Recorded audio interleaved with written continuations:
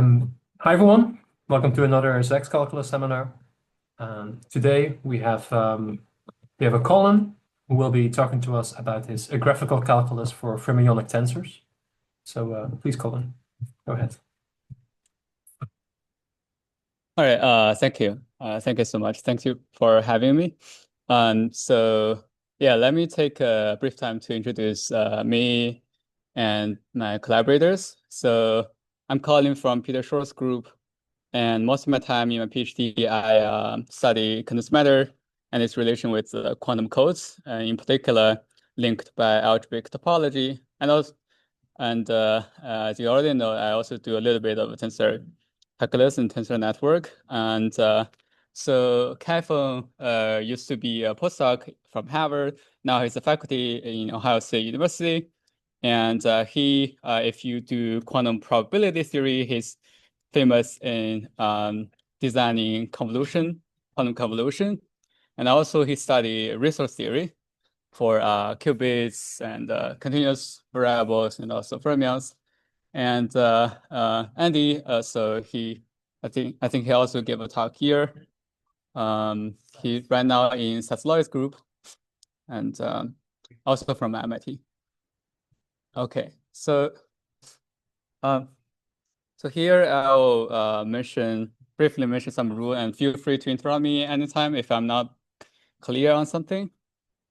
And I'll begin with the motivation, and then I'll talk about the rules and transformations.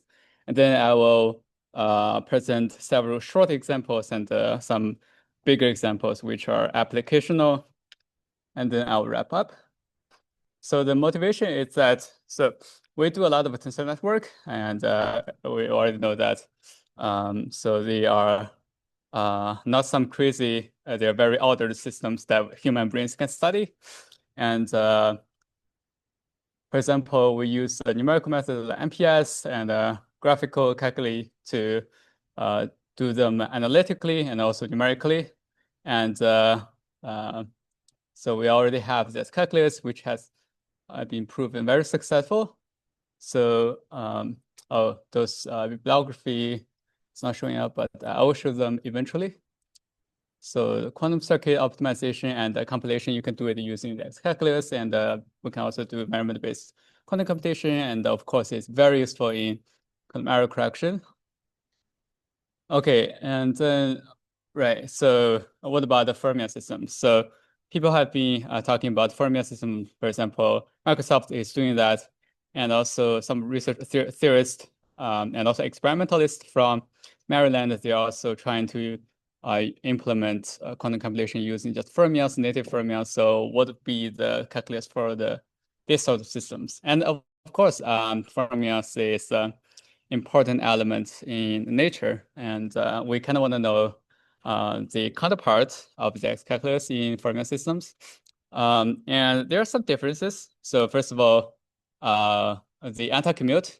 So that means even if two utterly graded operators are far away in space, and they still anti-commute, so it's kind of weird. And one natural way to think about this is that we can use qubits and ordinary systems to study fermion systems, and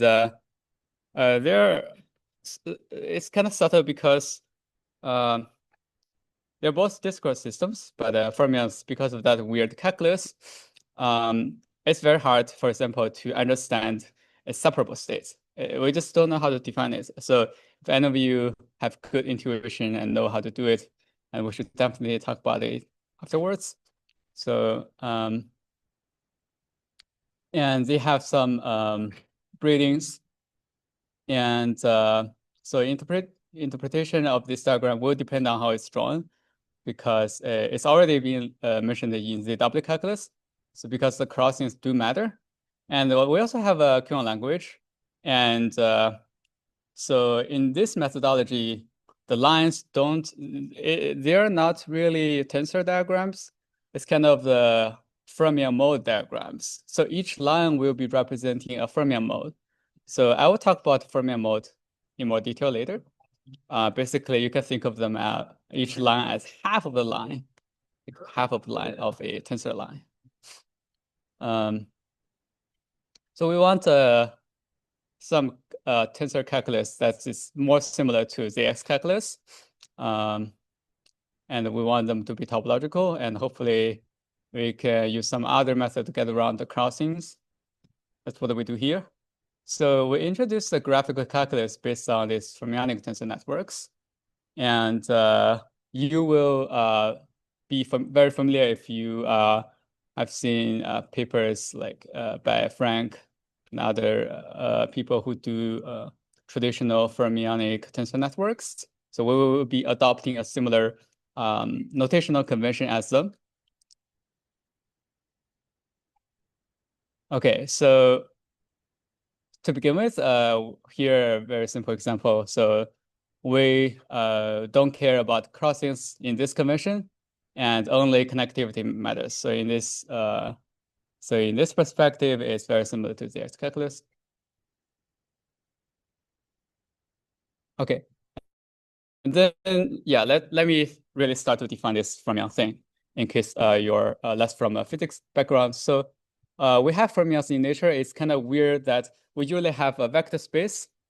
And in this case, a vector space is graded by the Z2, the simplest finite group. That means some elements are assigned with the gradient 0, even grading, and some elements in vector space is assigned with odd gradient, which is labeled as 1. So if you plus odd and odd together, you put them together, it's even in total. And if you put even odd together, it's odd in total. And so in this case, we do care about the ordering of operators, even if they should be commuting, even if they are far away. So that means if we put, so here I'm showing vectors, because tensors, operators, they're all elements in the linear space, so they're all just vectors. So let's say X has a gradient. I apologize for the noise in the background because I'm in the library.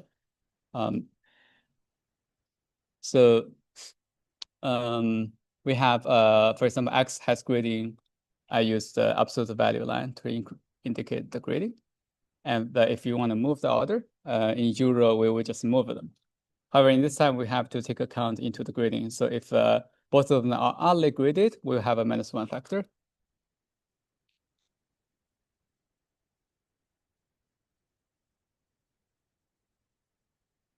Okay, so to take that into account in a graphical language, so we will be mostly talking about evenly graded tensors because that's what we can do in nature in real experiments, because there's a so-called super selection rule that tells us that in this universe, there's no way that we are in an equal superposition for any quantum system. We're not, in no way we're in a superposition of evenly graded objects and oddly graded objects. That's very important. So we will never have a particle or a system that is kind of like a fermion or not fermion simultaneously. That will just not happen. So then to take that local ordering into account, we put a tick here. You will show them these purple ticks a lot. So that means we label the legs. Recall that we need the ordering because we have these commutation relations that we really need to be careful. So we do it counterclockwise and starting from 7 to 1. So in the counterclockwise direction for each tensor node. Okay, so now let me start with the basics. So we have fermionic modes that is represented by a solid line. It has dimension, we label it by 1, 1. That means its total dimension is 2.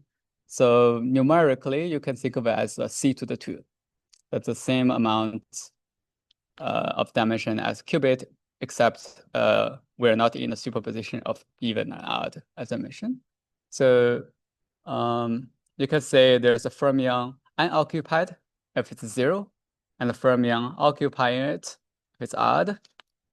By occupy, I mean literally a fermion could be there if we're thinking about experimental setups. And so for qubits, we have dashed lines. We'll use, we will have some hybrid ZX calculus in here. We can include ZX calculus here. So that will correspond to 2/0. Because everybody is evenly graded. That's actually why in qubits, we never talk about these anti-commutation relations, except the native ones from anti-commuting matrices. Okay. And also we will introduce these dotted lines. They kind of look similar as the dashed line, but they're kind of denser. Hopefully the screen can show them well. So they have dimension 1. So it's kind of like a C1, but oddly graded. They're more like an auxiliary pedagogical object here in this setup.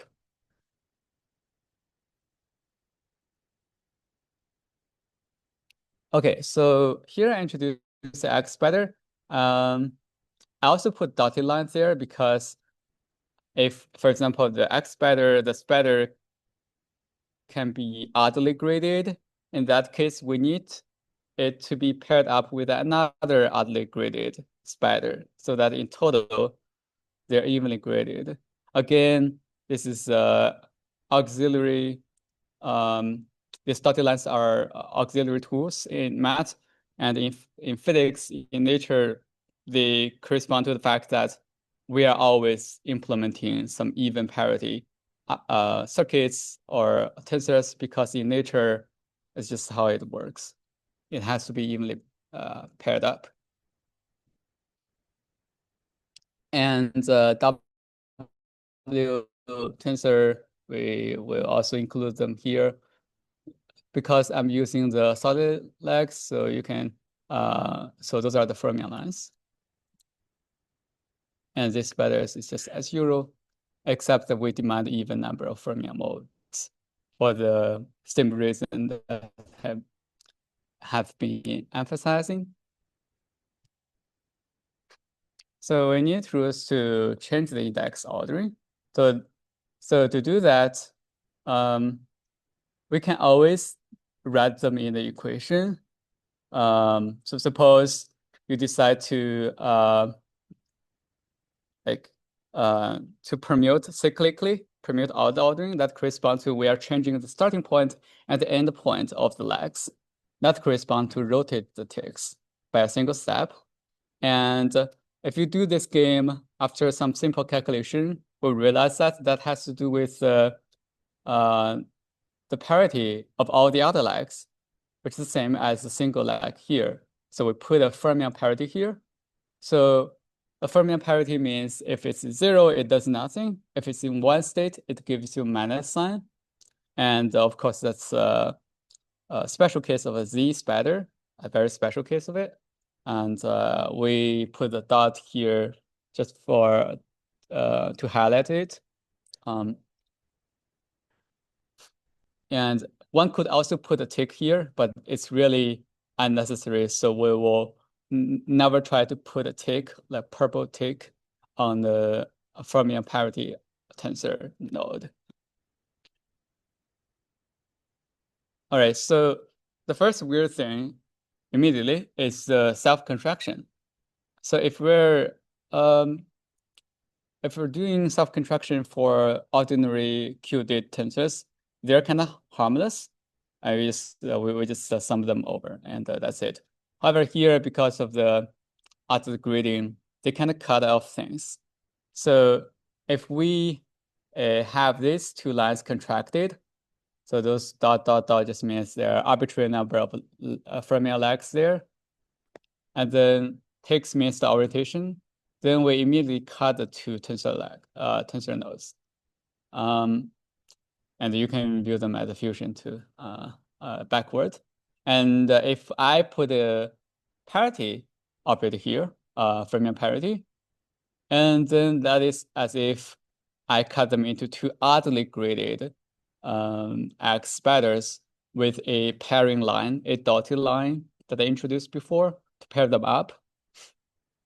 Okay, yeah, I forgot to mention that one might think that, oh, do we always need to keep track of all the pairings? So the pairing is just trying to link one odd object to the other object. You can change the partner to another partner. You can always swap the partner. There'll be rules to tell us how to swap a partner. First, somehow you don't want this guy to be paired up with another.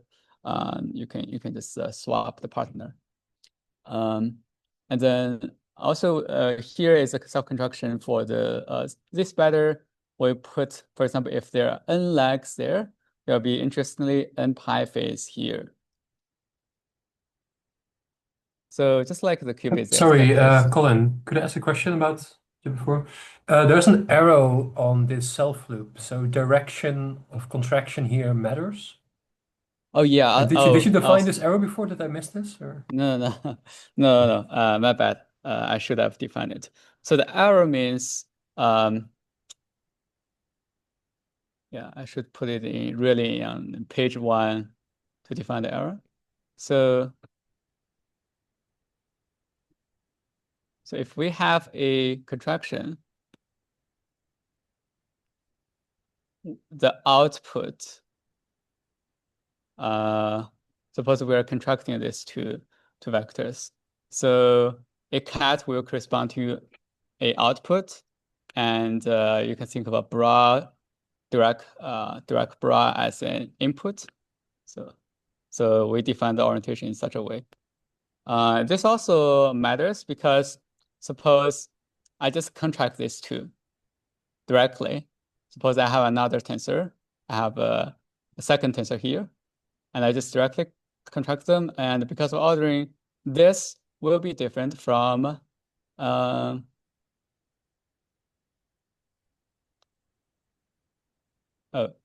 my bad.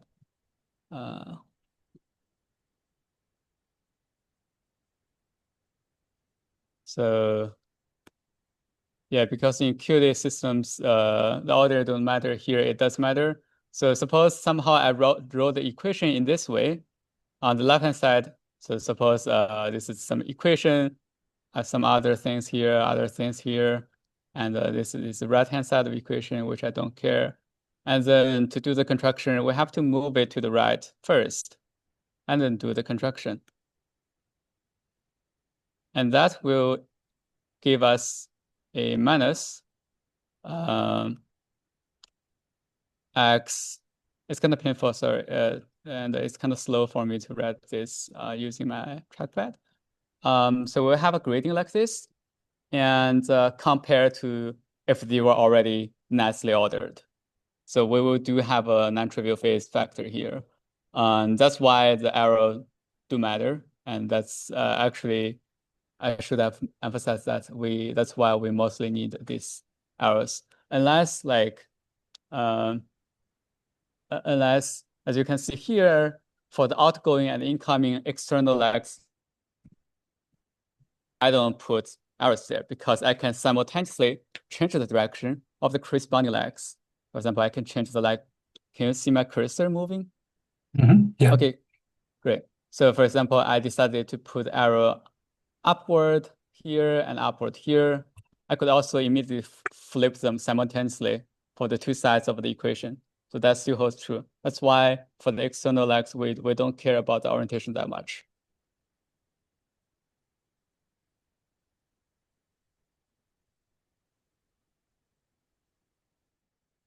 And then, so those are very similar to this calculus. So I also put the square version here because it just works as before.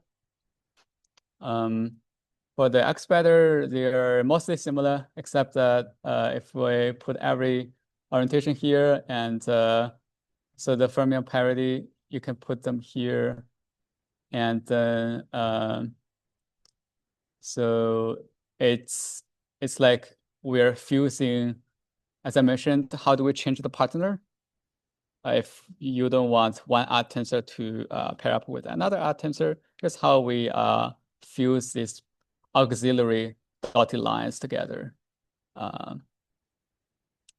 These dashed lines, sorry, those bullets show up because you can imagine that previously those dotted lines are here, and because they are always oddly graded, that means in the equation -1 to the power of grading x times grading y, the grading y is always -1. So grading y is always measuring the -1 phases of the gradients of x. So that's why they kind of put all the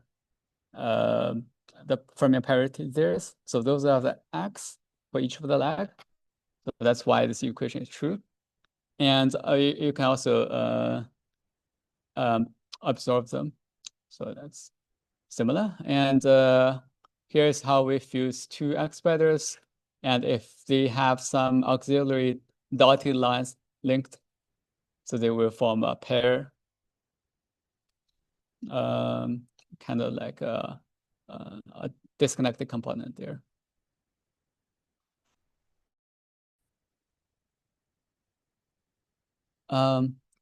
Oops, so this one didn't compare well.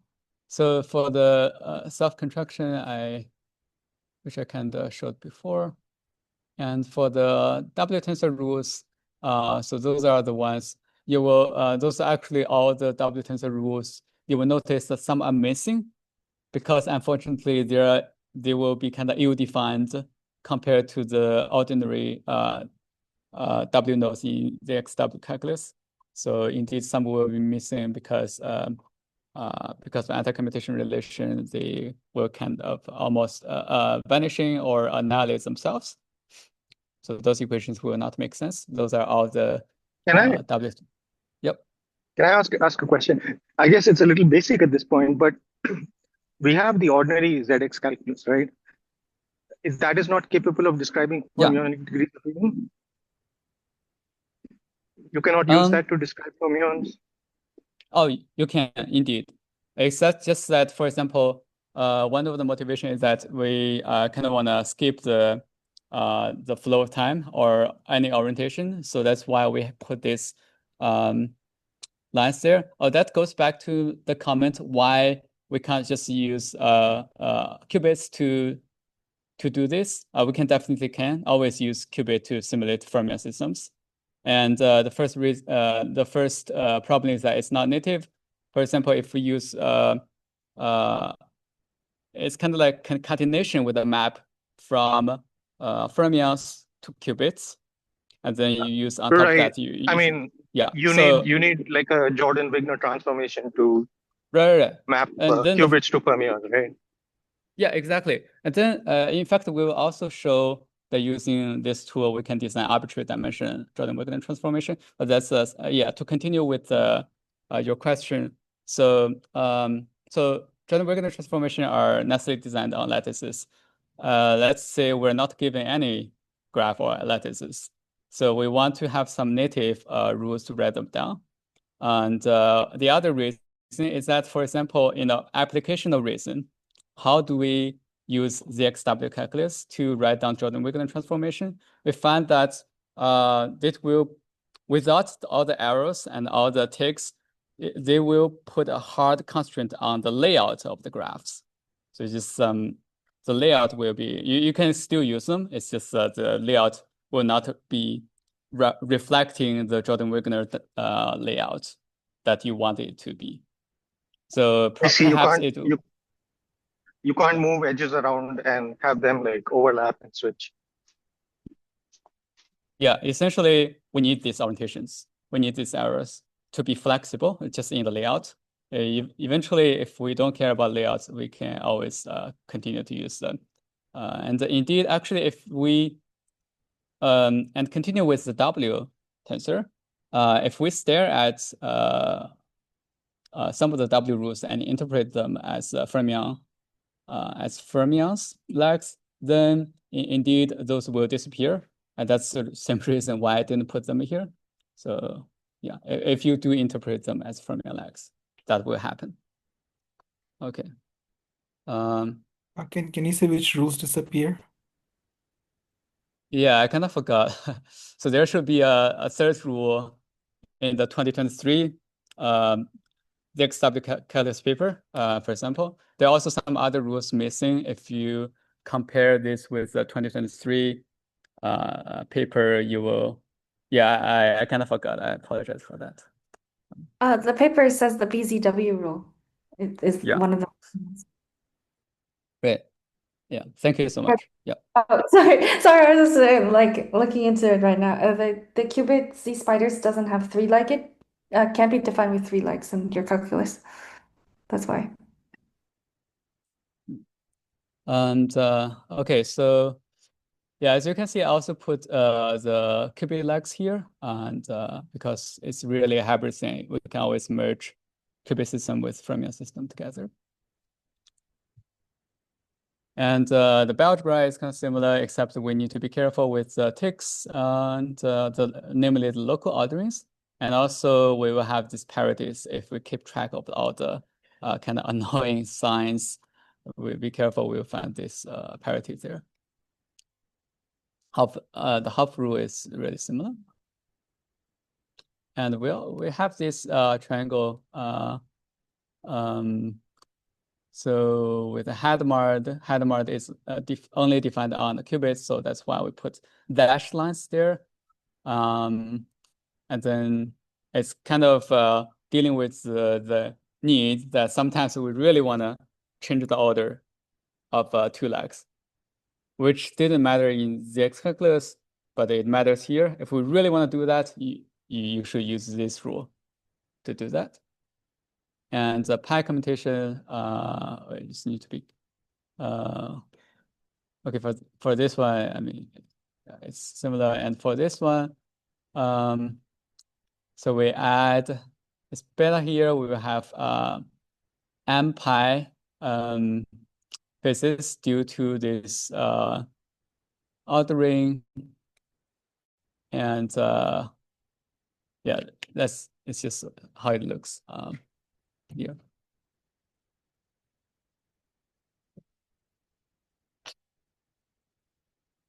Okay, so I'll start to go to examples and applications. I hope my pace is okay so far. And the first type of Fermi operators are Majorana operators. They are widely used in theoretical physics and experimental setups.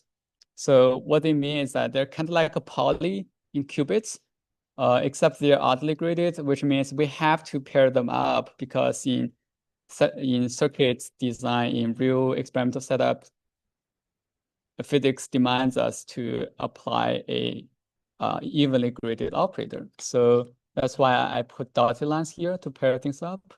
And gamma will be like this, and gamma prime is its partner. So if you have never heard of these Majorana operators, you can think of them as accretion annihilation operators if you're from the physics background for fermions.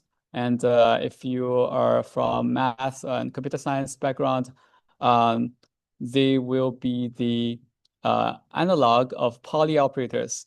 So for any quantum state, we can write it as a linear combination of all the Paulis because they're Hermitian.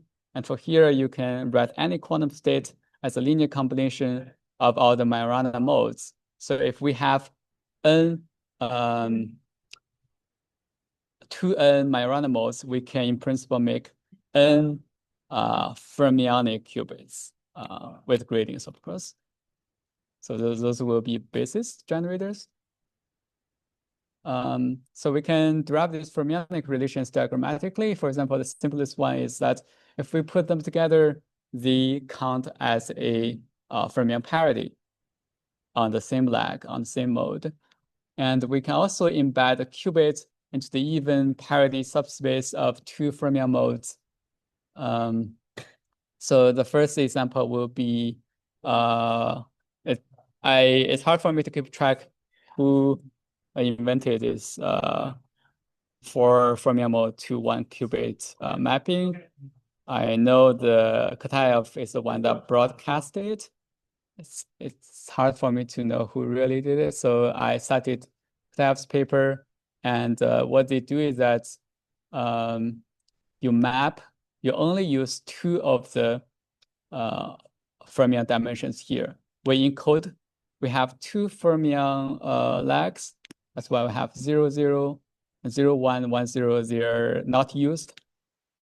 And we use 1, 1 to encode a qubit. So that's why this is the simplest way, and kind of like wasting our resource here, because it's like 2 to 1, 2 fermion qubits to 1 ordinary qubit. So that's a mapping rule that achieves it. Okay, and then if we want to do some poly on the left-hand side and some fermion on the right-hand side, here's the rule. If we have a poly X, it's the same as having a pair of Majorana on the right-hand side. So, and if we have a poly X in the second line, and you can interpret it as a fermion parity on one of the legs or another legs, they're equivalent.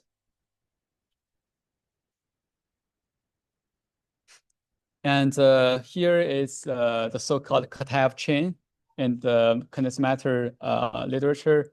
So suppose we have, this is simplest Hamiltonian model where we can showcase that how it's different from icing. It looks like icing. Classical icing is like Zi plus 1, Zi plus 1, Zi plus 2, those 2 body terms. And here we have instead Majorana operators. And we know how to write down its ground state given this Hamiltonian. And how do we represent it in the diagram? So if we write down this tensor calculus, this part, it corresponds to a projector to the local mode of the 2 legs here, of the 2 registers here. This is a projection projecting it to the ground state. And so what's its ground state? The ground state is literally just X better, that's all. So let's try to do the little game and see if our rules really works. So we will put this projector to the X better. And so this is X better, ... means all the tensor legs. So if we cover the upper part, that's just ground state. Now we add this local Hamiltonian term to it. And using the fusion rule, it goes away. And so it serves as a +1 eigenvector of the local Hamiltonian terms. It works for all the local terms, so that's why it's a ground state. That's just a kind of pedagogical example of using this on the physical systems. And also one of the things that looks seemingly not covered by this is the scattering process in Qn language, where they have this scattering, and if the scattering process is on the same legs, we call that they use each leg to represent not the tensor leg, but the Majorana mode, which is half of the tensor leg. So if the scattering process is happening on the same Majorana leg, it's literally just this spider, that's all. If it's happening on a different modes, let's say some neighboring modes, it is this guy. We have this spider connecting them. So indeed, like everything is included here. Now let me go to more common applications, Jordan-Wegener transformation. So we know that 1D Jordan-Wegener transformation, you have this rule to map a pair of Majorana operators to a polystring operator. So it's like a 1D. We map a 2-body thing to a string of polys with all the poly Z or X, depending on your conventions, connecting those 2 endpoints. So we're mapping two points to a string with the endpoints being the 2 given points. Okay, so here is what it looks like. So the bottom part is for the qubit case, and the bottom part is for the fermions, and top part is for qubits. the amazing thing is that once we pretend that everything, it's already appeared in Frank's paper. Once we pretend everything is qubit-like, then this is literally a 1D Krom's-Wanier duality, if you're familiar with that notion. So this will, if we put a poly, let's say poly string here, and we use all the rules there, we will get a Majorana fermions. And here's a 2D. It's less common to see it, where the input will be fermion operators, and output, which are on the vertices of the 2D layout, and the output will be the edges corresponding to the qubit system. So this is kind of like a CSS code. In fact, it is very related to the toric code because, for example, in recent work by the group of Misha Lukin from Harvard, where they achieved this 2D fermion simulation from qubit systems. So essentially, its native system is qubit. They use it to do fermions. And how do we do that? You recall that in toric code, if we simultaneously excite the X checks and Z checks neighborings, then that effectively performs at fermion. So that's why this layout looks so similar to the toric code. And this actually explains why. And you can also do 3D similarly. And this already looks non-trivial because very few people know how to do this. So it's very nice that we can generalize it even to arbitrary dimension, where we will be putting a nodes for arbitrary dimension that looks like this, and put a qubit systems on the edges with the green with the Z spider connecting the two zero-dimensional vertices, and the output will be on the qubits. So this is straightforward to generalize to arbitrary dimension, and we have checked the algebra. It works perfectly. Okay, I also have some other examples. For example, the Gaussian tensor. So the Gaussian tensor is important because the Gaussian in fermion system is like the stabilizers in qubit systems or in qubit systems. They are the exactly solvable subsystems that human brains can understand, and how to represent in calculus. So, oops. So suppose we have we have 4 fermion systems, and we want to represent a Gaussian tensor T alpha. What we do is that, so for each register X, recall that they are in computational basis, then there will be 0, 1 strings. So for 0 string, so each Gaussian tensor is represented by a matrix. For if you see a 0, it means that row and that column corresponding to, let's say, I should put an example here. So if X is like 0, 0, 0, 1, 0, that means only the 4th row and 4th column is showing up. That's what I mean by restriction to X here. And right, then we calculate that restricted matrix. We calculate the Pfaffian, and that's Gaussian tensor. That's how it's defined. And then this is the corresponding fermion diagrams for it. At the moment, we don't know what further steps we can take, except this very interesting mind game. Yeah, another thing is that it's character functions. So we know that for fermionic system and all the the abelian systems in general, for qubits and also continuous variable systems, we can represent a general state using its characteristic function expanded with respect to the Pauli basis, because Pauli basis exists for any abelian groups. So let's see how do we do this in ordinary ZX calculus, because this is a qubit system. So this is literally the ZX diagram for transforming this basis from the computational basis to the Wigner function basis. If we put a row here, and for example, we put row with all the legs connecting to this, there will be 2n legs, because for a density matrix, the number of legs is doubled, of course. And then the output will be the Wigner function. So let's do that similarly for fermions.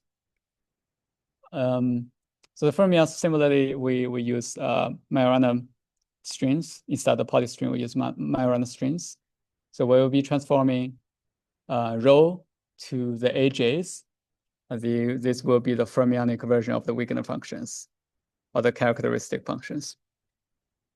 And the input, we plug rho here without legs connected, and the output will give us AJ, basically.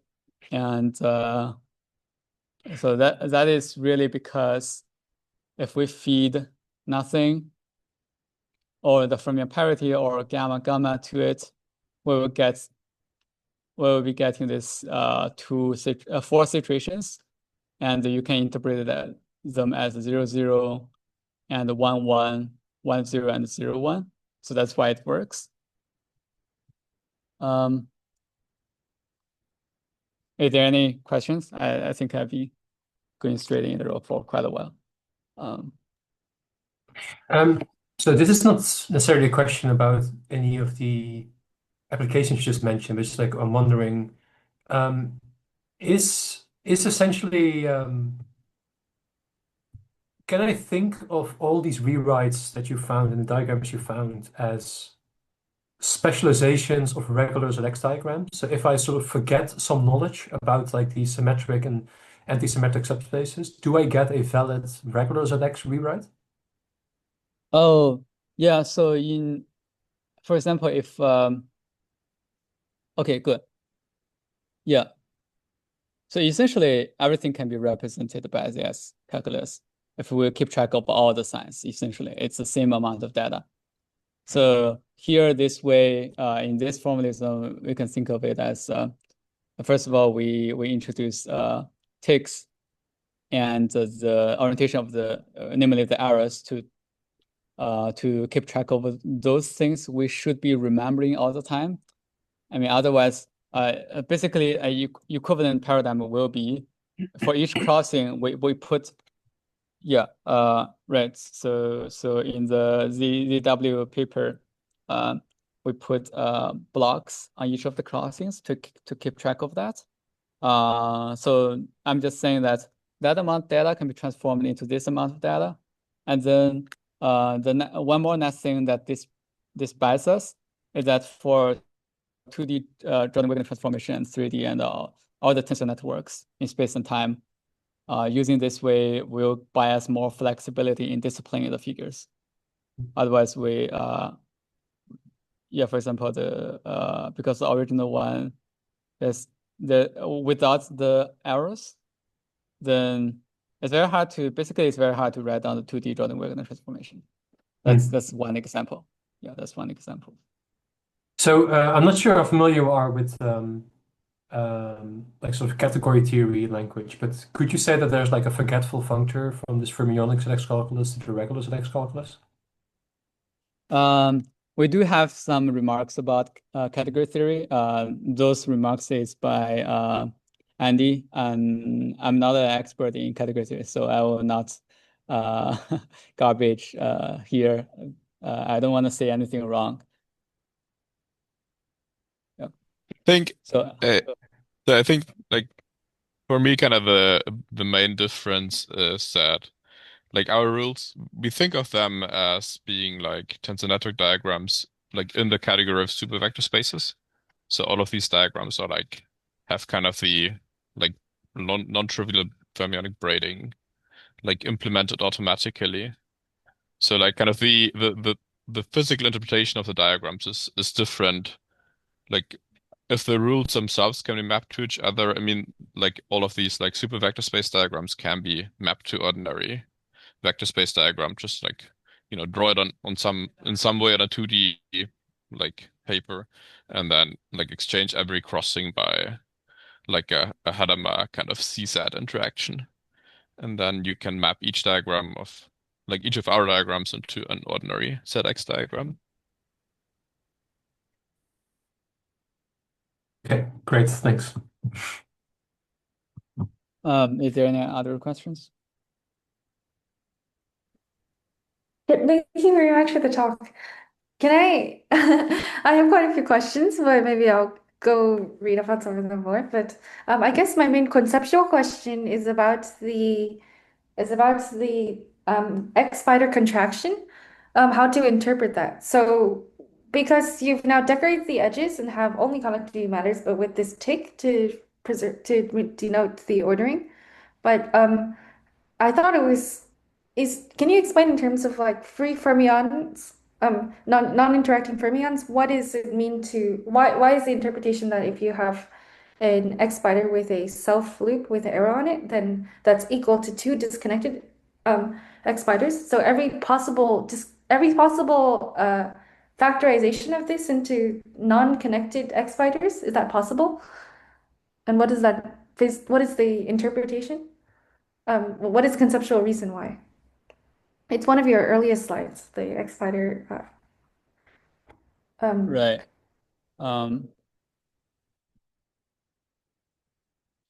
So I don't know.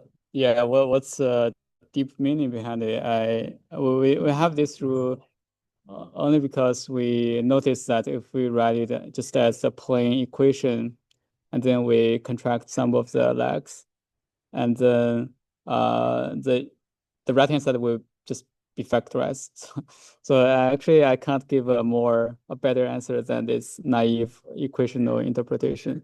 But Andy, if you have some comments, feel free to give. But it's really just from the calculation itself.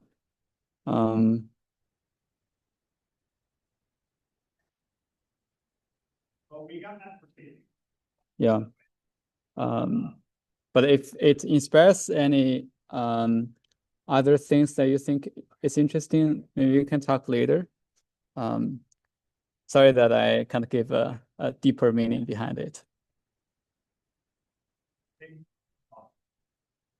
I guess. Oh, go ahead. Yep.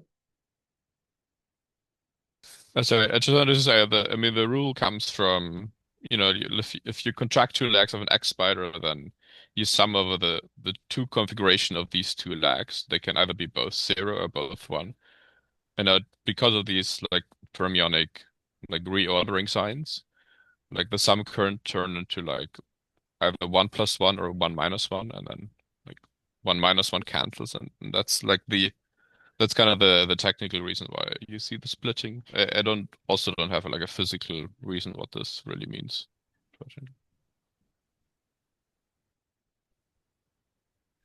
Which rule are you referring to? Is this the spider fusion with the arrow in the middle or without the arrow in the middle?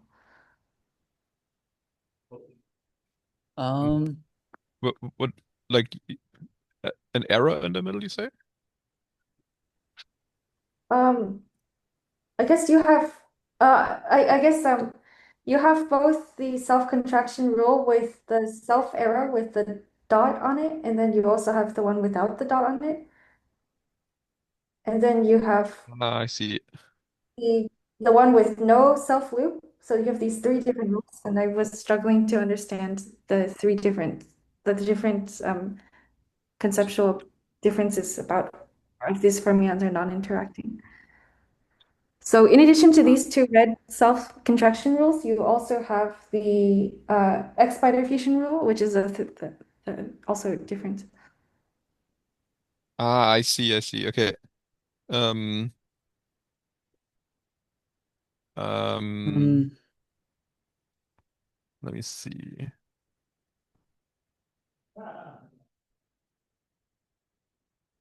So your question is why these are different? The two left two, why they're different? Yeah, and why they're also different from the X-spider fusion. What determines if it's separable or not? And if so, can any factorization work?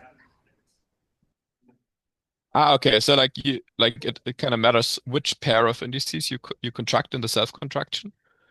So like the bipartition will be like the pair that you contract determines the bipartition. Like there's like some indices on one side of the pair and some indices on the other side. Is that what you were asking? Like which so the bipartition like is determined by which pair you contract. And I see. yeah. So in these diagrams you cannot arbitrarily exchange the lags. Like in the ordinary like qubit ice calculus, like the ordering of like where the lags are doesn't matter because it's permutation symmetric. Like the X spider and C spider are permutation symmetric, and here that's no longer the case. I see. And for spider fusion versus these self-contractions, the spider fusions don't have the self-contract edge.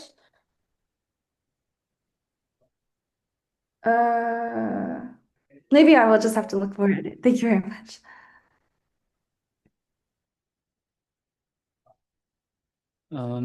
yeah, previously,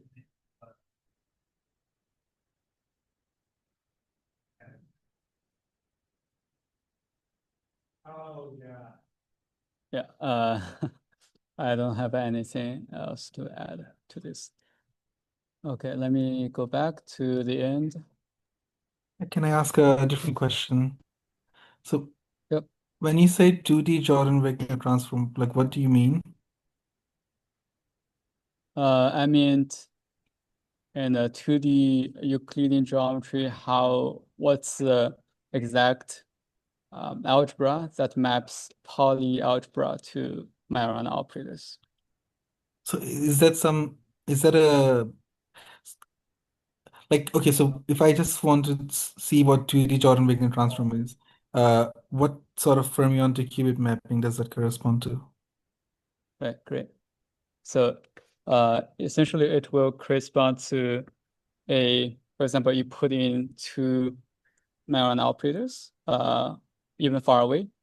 And it's still kind of like a 1D system in the sense that the output will be two Pauli around these these 2 points, but with extra Pauli string connecting this. So that would be what it looks like.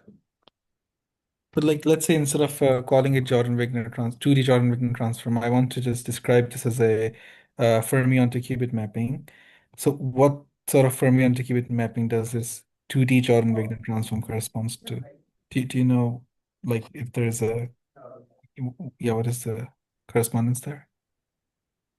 Sorry, I didn't get the question. Could you rephrase it a little bit?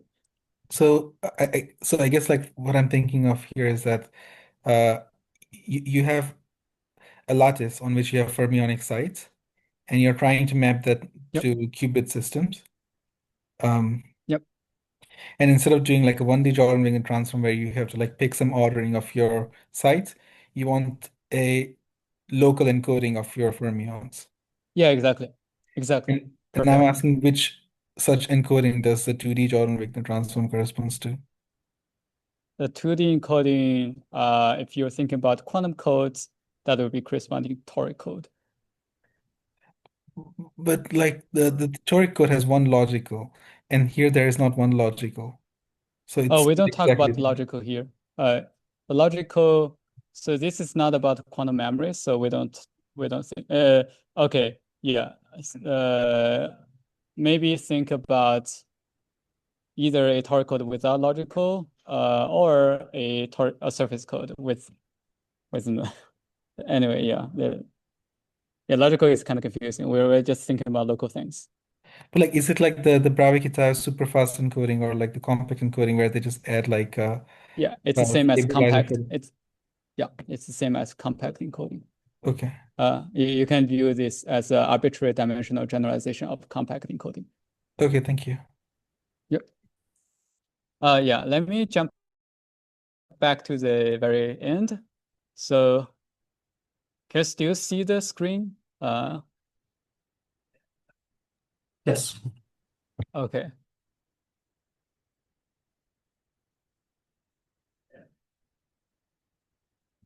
Right, so for we can also use tensor diagram to do flocate code.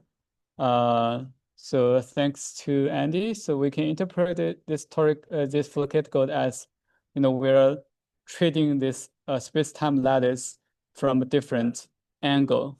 Then we will see that the same space-time lattice or tensor diagram will give us different codes once we choose a different time orientation. For if we do it vertically, we get some ordinary code. If we do it in this 1, 1, 0 direction, we will get a different code, and this will be dynamic. So that's why we can do this fermion flocate code. Yeah, I'll actually skip the details here and jump directly to the summary. So here we introduce graphical calculus for Fermionic tensors. They are native and convenient for fermion systems without any encoding by qubit systems. And we use things like ticks and orientation to keep track of all the fermion data. And then we also gave some elementary rules to manipulate them, and some of them are kind of surprising. They look quite different to ordinary ZX calculus. And we also give some applicational examples. And right, that is everything. Thank you so much.